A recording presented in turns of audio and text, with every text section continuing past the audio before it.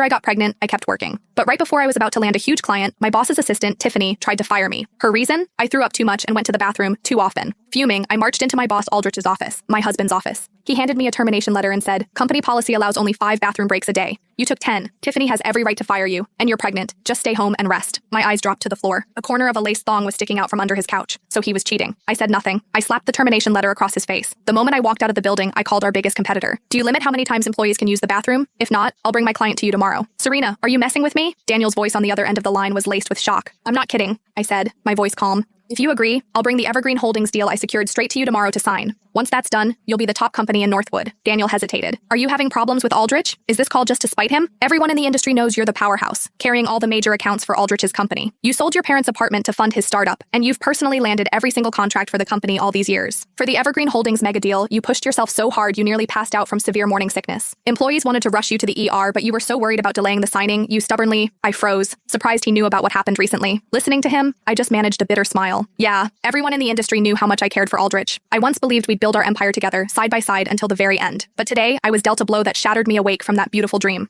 Aldrich and I started with nothing, 2 broke students, determined to carve out our own space in this big city. We built everything from scratch, pushing hard until today, finally owning our own company. 6 months ago, when I told him I was pregnant, his hands trembled with excitement. But when I suggested we get married, he fell silent for a long time before finally speaking. "Serena, once we secure Evergreen Holdings, our company will be #1. Our dream of making it big in this city will finally be realized. Don't you want to walk down the aisle when we're at our peak, at our most glorious moment? Let's get married after we close the Evergreen contract, okay?" I agreed. Yesterday, Evergreen Holdings confirmed the partnership, and the signing date was set. I was so overwhelmed, I collapsed on the street outside the office and ended up in the hospital. When I woke up, I rushed back to the company to prepare for the final signing, but I couldn't get in. The facial recognition failed. I'd been blacklisted. I found a familiar intern to let me in, only to find my office supplies dumped in the trash. Photos of Aldrich and me were covered in footprints, my smiling face defaced with black marker, and sitting at my personal desk was the new secretary, Tiffany. With her bright red nails, she scrolled through her phone, pulling up 3 months' worth of my bathroom break surveillance videos. New company rule: no more than 5 bathroom breaks during working hours, each not exceeding 5 minutes. You go a dozen times a day. Who knows if you're actually working or just taking a break? If everyone acted like you, how would the company function? I was stunned. Since when did the company have such a rule? I went to Aldrich's office and told him what happened. He simply said, his tone flat, "Tiffany was headhunted from a major corporation. The rules she's implementing are based on big company experience. We of course have to follow them." I tried to suppress my anger, explaining that my frequent bathroom trips were due to pregnancy and work stress. He waved his hand dismissively.